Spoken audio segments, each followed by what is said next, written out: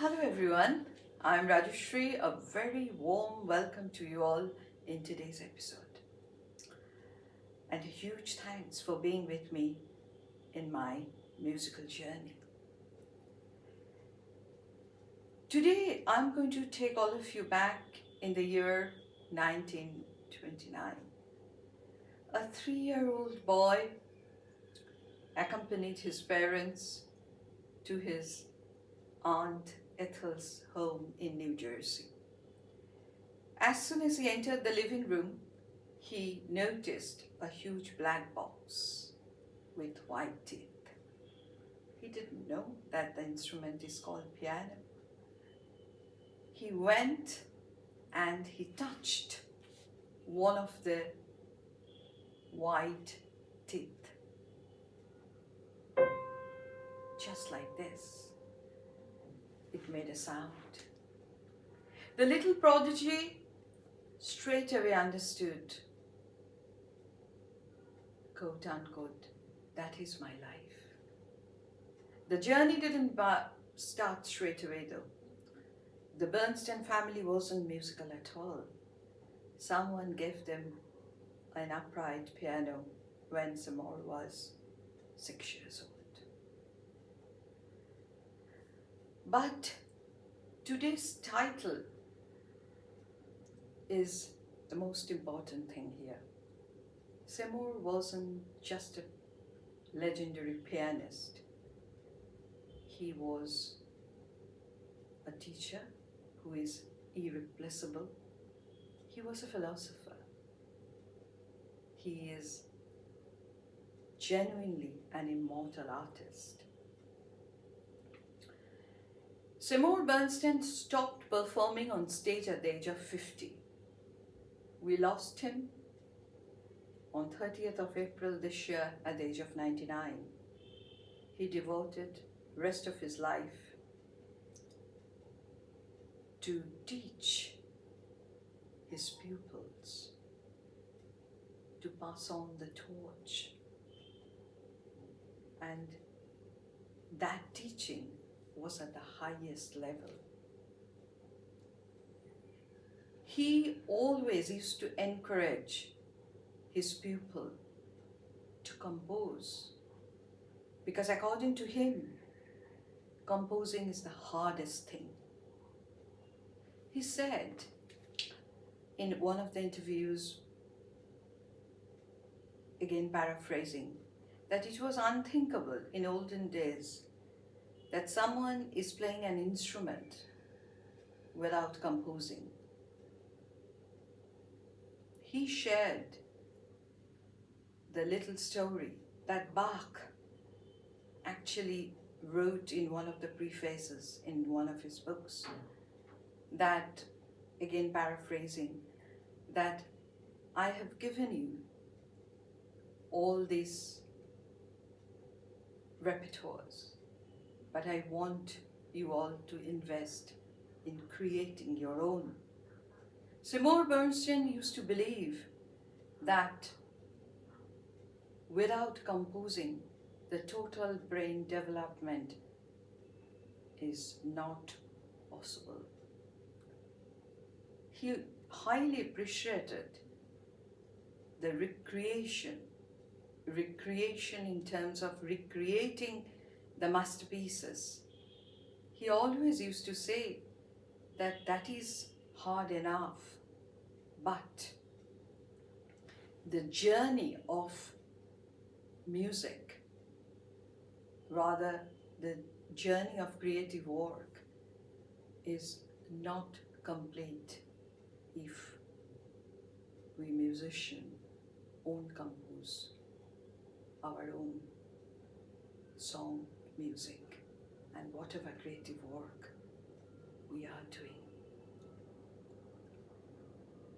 And he has taken this creativity at that level which only a philosopher can teach. He said there is a micro-universe within us and there is a spiritual reservoir. We need to tap that. The musician, the creative person, becomes one with the music. And then whatever comes out through his creative flow, that is absolutely pure and unique and his own.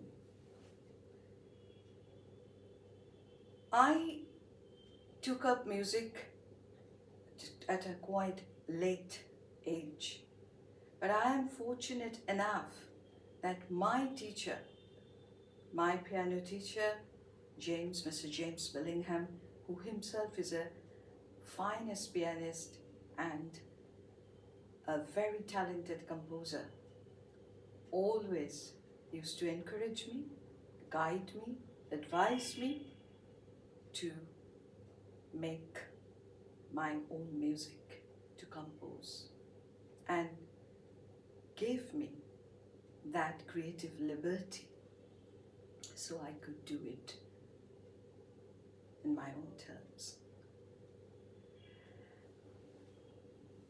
Today, Seymour Bernstein is no more there, but his 200 odd videos and his few books are more than enough for any of us to know him, to learn the craft properly from him. The ex-British Prime Minister Rishi Sunak said a few weeks ago in one of the lectures in Claremont College that AI, artificial intelligence, can tell us how to do something, but it can't tell us why we do it. Whenever I listen to any of the lectures of Seymour Bernstein, exactly that argument comes to my mind.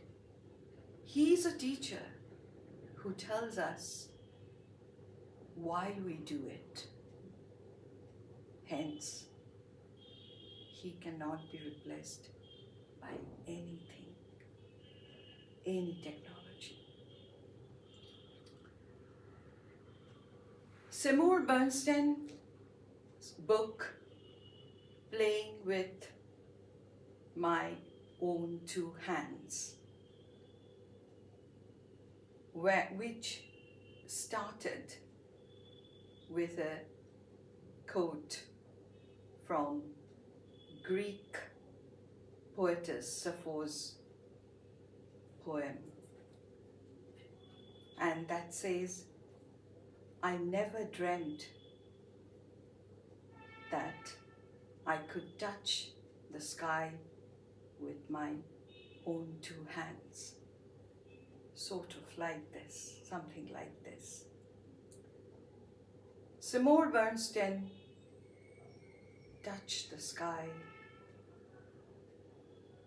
surely with his own two hands. And he taught us how to do that, how to feel good, how to get that eternal joy through our piano playing.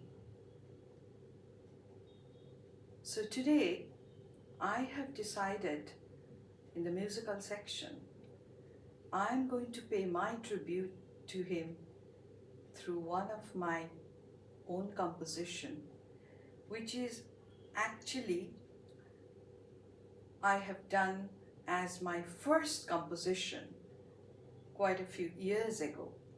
I wrote a poem on piano and then I composed it. But since then, I have walked quite a few miles in the world of Western classical music. So today I have changed it a little bit. I improvised it, as now I am a bit better technically. And as an emotional development in the world of creativity as well. So I'll read out the poem for all of you, and then I will play it.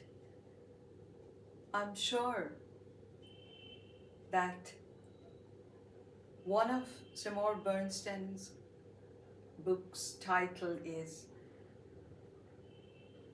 Play Life More Beautifully. After reading that book, whenever I touch one of these white teeth, this black box tells me the same. Play life more beautifully. And I'm sure we all pianists will feel the same. On that note, paying our respect and tribute to that great immortal artist, I'll just read out the poem and then play the music. My poem is called A Soulful Friendship. It is about the piano. I wrote it in the year 2021 during pandemic. Neither she is black, nor she is white. It is all about music when she is right. She is my piano, my reflected soul. She is my piano. Our friendship is old. Touches of my dancing fingers always make her live. Be it pleasure, pain, or anger, she can make it right. She is a shroud for hiding the gloom, ushering the spring and the summer to bloom. Her hammers and her strings, her strength and her pride. Music is her veil. She is the bride. She is my piano, my reflected soul. She is my piano. Our friendship is old. So I'll start my music with what I have composed about this poem, and then I will play few bars. Those few bars I have composed thinking about Seymour walking towards the gate of heaven, where his favorite composer, Chopin and Beethoven, are waiting there to greet him. So I'll end with those few bars which I have composed. I know my composition is very simple. It's nothing very beautiful or technically advanced, but this is from my heart, which I have created, tapping my spiritual reservoir. And whenever I play it, it tells me, play life beautifully, not just the score. Thank you very much for listening.